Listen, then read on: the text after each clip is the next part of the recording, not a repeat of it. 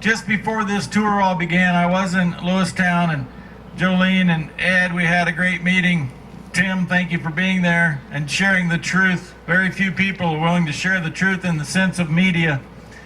But I've been talking about 30 by 30, and you know the issues. And Robert had a poster up here that only showed part of the issue. He said that that was the land controlled by the government. That's the land owned by the government, not considering what's in all the conservation easements and the CRP and all these other things. And so we had, of course, some meetings all around the country about 30 by 30. And if you take the 33% of the land that's already owned by the federal government and put that on top of what Biden's executive order, which is constitutional, on January the 27th said that we're going at 30% more by 2030 to be in climate change mitigation through conservation easements. Well, who can do the math for me here in Loma? What's 33 plus 30?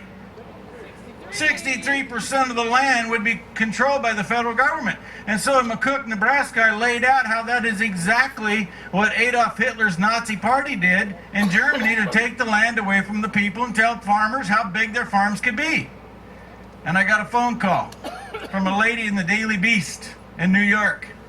And she asked me the question, did you really want to stand by this statement that 30 by 30 is like Nazi Germany? And then she giggled.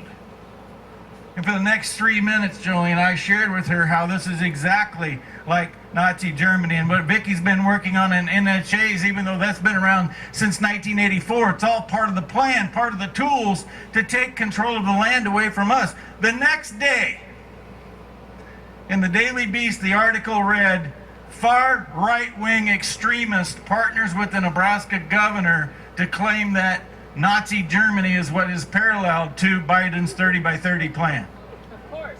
And what Brent just shared with you, if we would have shared that they're considered to be radical extremists, far right. They're mothers. They're standing up for what their mother bear instincts are to protect their kids, and yet you're labeled as a far right extremist.